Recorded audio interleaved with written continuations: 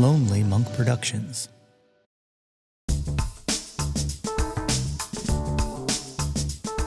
Welcome to Too Old, Too New, the music discovery podcast that brings you something old, something new, something Nate, something Bruce.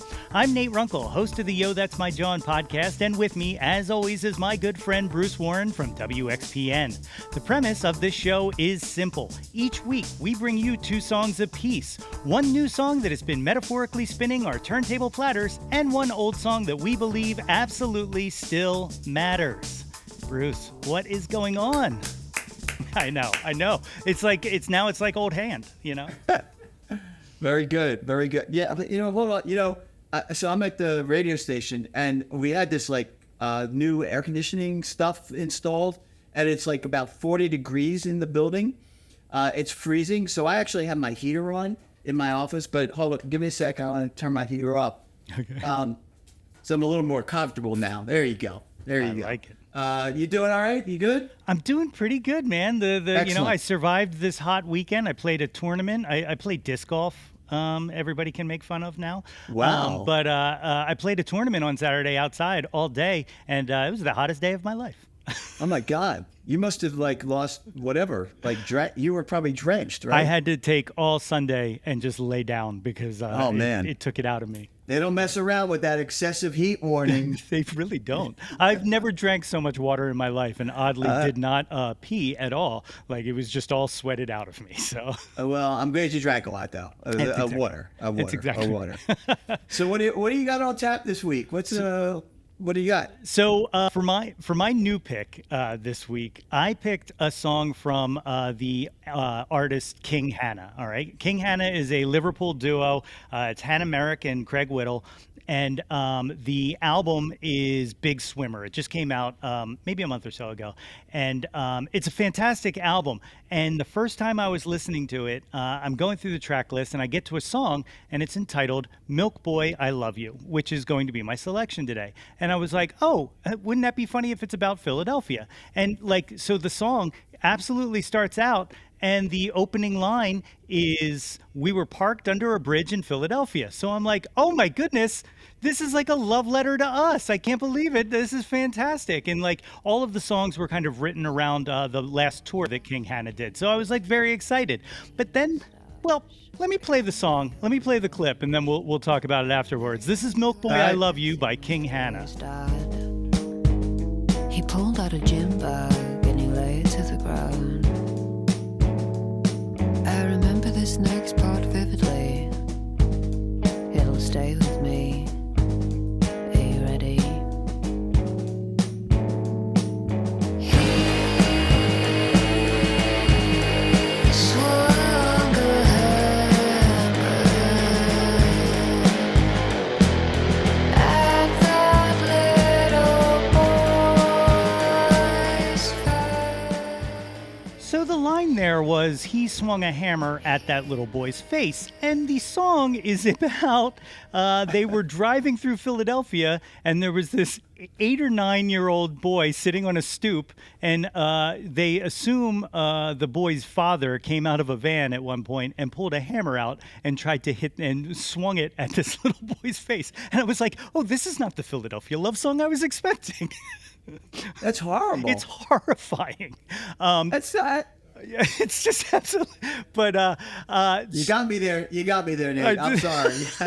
So it's not funny. I know, but I was just absolutely. My jaw was on the ground, and she said that no contact was made, and it looked like he was just trying to scare the child or something like that, which is still absolutely traumatically horrific. But the song kind of rocks. As you can hear, it starts kind of droning, and then the chorus kicks in. It's got kind of like a Laurie Anderson, Joni Mitchell kind of poetry into the chorus kind of thing, and the song structure just really excites me. But what a scary ass tale.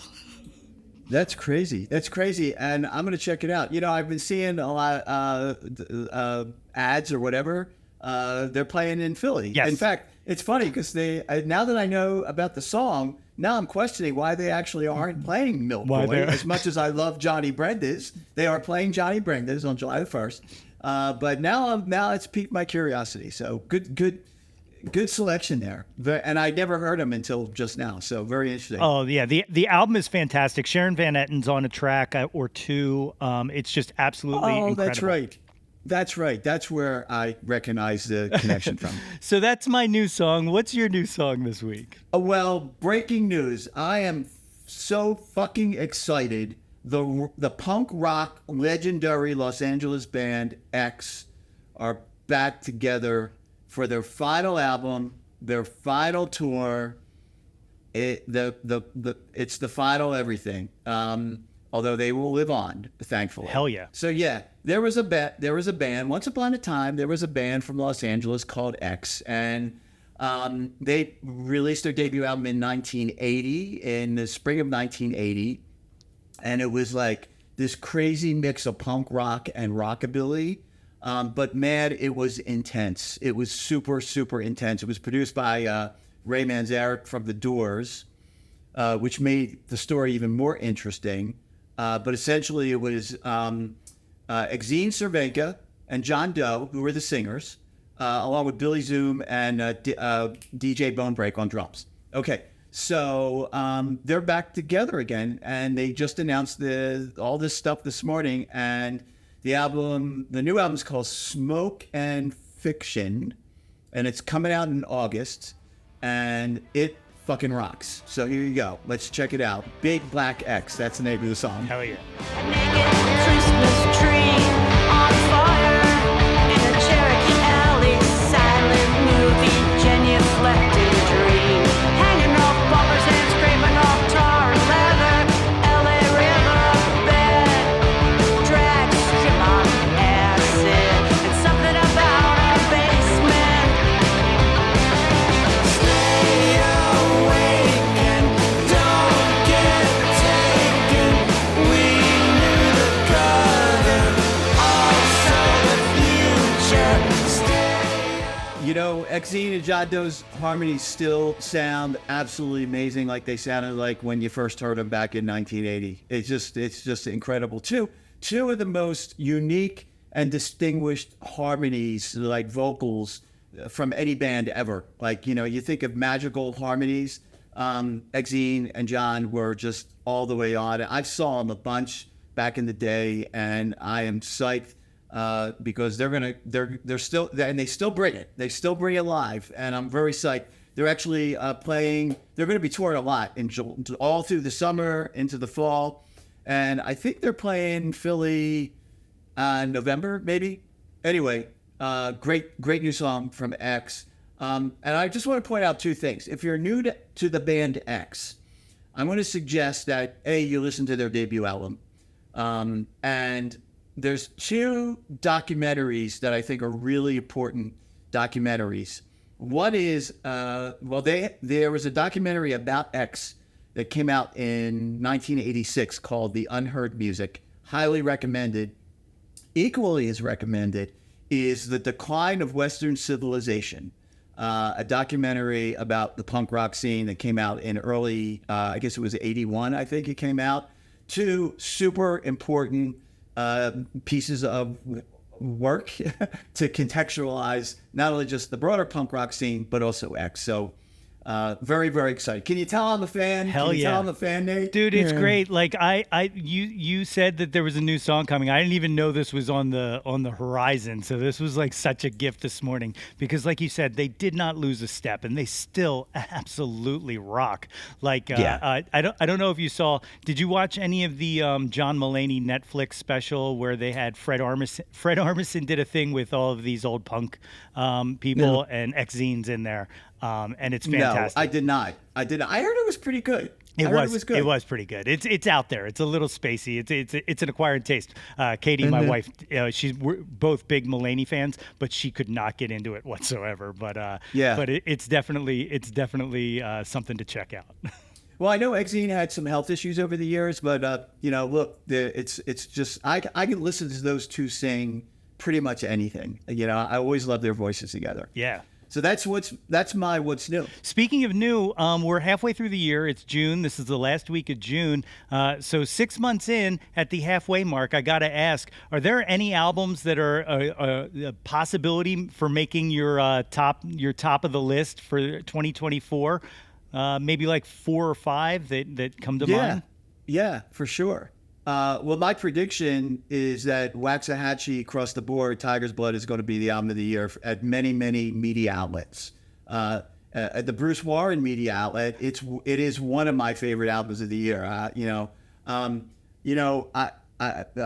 yeah, Katie, Waxahachie, Casey Musgraves. I love Casey's new album. I love the Maggie Rogers record, and I also love the Yard Act album. Oh, it's fantastic. So those are for that, just like those are records that I have consistently been listening to since they came out. And that to me is always the sign for me personally, like, the longer a record can sustain itself, because as you know, we go through a hell of a lot of music, right? Yeah. But you don't come back to something, then you might as well just like forget it. How about you? For me, there's a bunch that I've been coming back to. Carsey Blanton's After the Revolution got so many spins, and still occasionally when I need something, I'll just go back to that and check that out. Craig Wedren from Shudder to Think put an album out called The Dream Dreaming that is absolutely phenomenal. It's one of those ones where like it's a perfect car album. But here's the thing. Oh, and of course, I got to mention Miracle Focus by our pal Tim from Strand of Oaks, which, of course, just came out, and that's been phenomenal. But here's the 2 surprise albums that I never would have guessed are probably neck and neck for 1 and 2, and that is But Who's Gonna Play the Melody by Christian McBride and Edgar Meyer, all right, which is just 2 bass players killing it. It's just a phenomenal jazz album. And the other one, also an instrumental, Asterisms by Sean Ono Lennon. It's got Yuka Hondo on it. It's absolutely phenomenal. And it's got this like 70s kind of like, it kind of feels like the soundtrack to a 70s film. Almost Right. in that kind of like, remember when they started like introducing like rock into kind of the scores of films? Yeah. That's kind of what it's got a feel for. And it's like maybe 5 or 6 songs long, but Yeah. all instrumental, and it's absolutely phenomenal. And that one was a complete surprise to me coming through. Yeah. There's a whole bunch of new records that came out over the last couple of months. I just haven't had a lot of time to listen to albums, but, I would probably say, and again, people always ask me, it's like, what's your favorite new album? And if I have to wait too long, there is none. Yeah. But I'll just say like the Lemon Twigs is a record that just is like that shit's like in my DNA. And I really like this. I've been listening to it recently. I don't know where they're from, but the band are called Good Morning. I think And I they're- just heard that this week. They're kind of like an indie rock band. They're a rock band. They're like, fuck it, a rock band. And I haven't heard the whole Fontaines DC, but based on the 2 songs that are out now, that's going to be. I think that one's going to be sitting up there. Definitely. Sadly, I'd love to hear from folks. If you have suggestions, I am a big hip hop fan, and I haven't nothing's knocked me over the head this year. No, yet. but you know what's on the You know? horizon that I know is going to probably be in my top 10, just based off of the 2 singles I've heard off of it, is Common and Pete Rock have an album coming out. And they're just putting those 2 names together, I want to put it on the top of the charts. Yeah. Yeah. Well, then, see, therein lies a challenge, Nate, right? You just brought something up really interesting. So I'm thinking about the Andre 3000 record, right? Amazing record. Mind-blowing record. For many reasons, people put albums on their top 10 lists. From an artistic perspective, it's an absolutely gorgeous, beautiful, innovative, risk-taking record, right? The question, though, is, after, 2, 3, 4 times, 4 or 5, 6 months later, are you going to go pull out the Andre 3000 record? Maybe you will, but I don't know. I just... I would put it on the list because of all the reasons I just mentioned, but is it a record that I listen to over and over and over again? And that, for me, is one of the biggest criteria for putting a record on a best of album, whether whether people agree with it or not. You know, it's like best of to me. Okay, so there you go. Well, that's one of the things that's really surprised me. I mentioned it last week that I've been tracking all the albums I've listened to this year, Yeah. new albums, and finding ratings that I've been changing based off of that fact. Like there are albums that like have stuck with me that when I first heard it, I maybe gave it. I only rate out of 5. I maybe gave it like a 3.5, 4. Yeah. Yeah. But I've listened to so much that I'm like, well, clearly something in this has spoken to me because I Yeah. keep coming back to it, you know? Yeah, like I was seriously infatuated with the Adrian Lenker's record. So, Yeah. right. And like I suspect that'll wind up on my best of list for the year. It's a beautiful, intimate, incredible record, right? Have I put it on recently? No, but I could probably sing 7 or 8 songs from the record. Yeah. And an important record, you know. Also, on that tip, the version of Vampire Empire that's on her solo, as opposed to the Big Thief version, is so much better. But so if nobody's heard it, go check that out. All right, there you go. Well, it's only half. We're only halfway there. So That's right. There's you still never know. so much more good stuff to come out. As a matter of fact, I was reading off the release dates of September 13th, I think, and there's so much stuff coming out on that day. I can't tell you what it is right now because I don't remember. But Okay, so before we get into something old, but I Yeah. do want to say one thing. I just talked a little bit about hip hop. The new Rakim single is fucking. yes. Oh my God, yes. The LL Cool J one too. And look, I know that I sound like an old guy as I'm naming Common, LL Cool J, and Rakim, right? But like that fucking did not lose. You want to talk about did not lose a step? These guys are firing on Yeah. all cylinders. Yeah, yeah. All right, something old. So listen, I just raved about Los Angeles by X, so we're gonna do Los Angeles by X. It's the debut album from the band X, and it's called Los Angeles. Came out in 1980. Let's do this. The title song.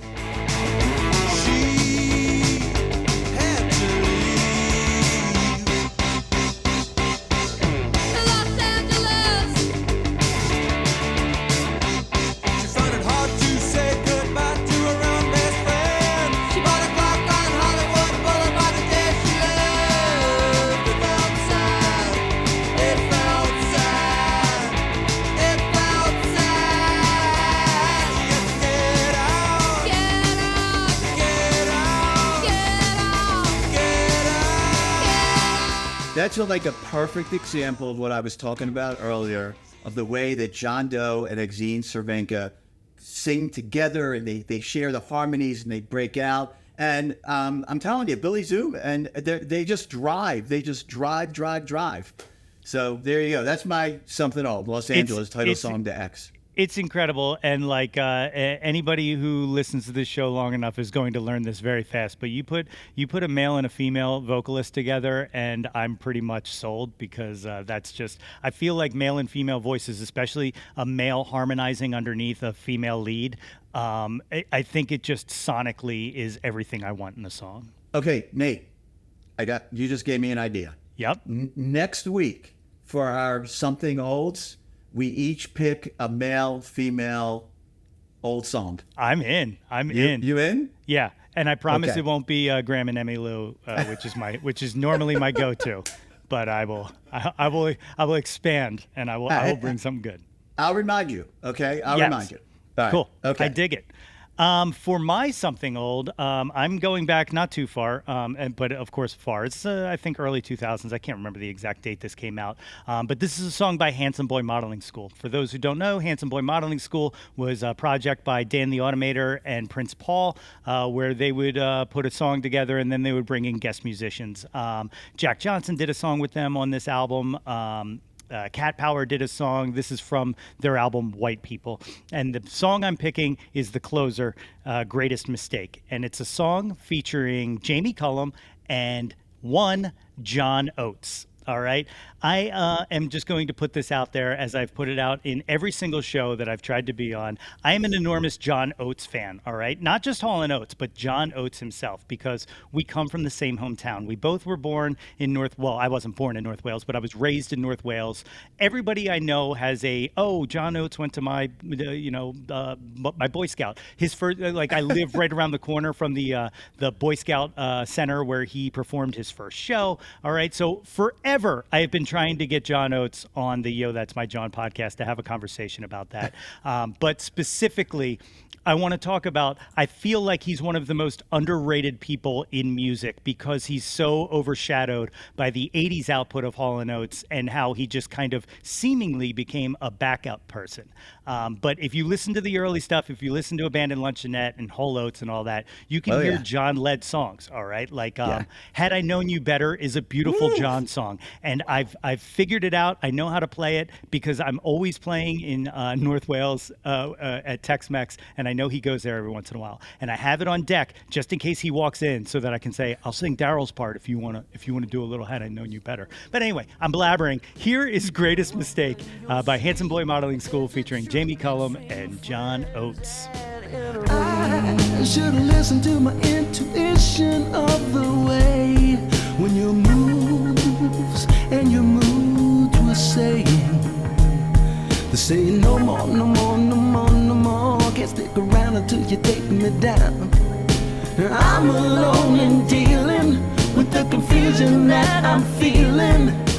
I made the greatest mistake of my life when I let you get away. Yeah, it swings. It's so swanky. You can hear John, how brilliant John is with harmonies and even taking the lead there. Right around this time, I have to tell this story as well. Every single time John Oates comes up, right around this time is the only time I ever met John Oates, and I used to work at Sam Goody. All right. And I'm working there one day, and John comes in with, I believe, his grandson. And he asked about the latest Hall & Oates DVD, Live at the Troubadour, asked to see if we had any in stock. We talked about it a bit. And he's done, and he gets ready to leave. And as he's at the door, he stops, he turns around, and he looks at me, and he goes, oh, one more thing. He's like, I completely forgot why I came in here. He goes, do you have the new Outkast CD? And I went, I said, what? And he said, do you have the new Outkast CD? And I was like, Andre and Big Boy Outkast? And he said, yeah.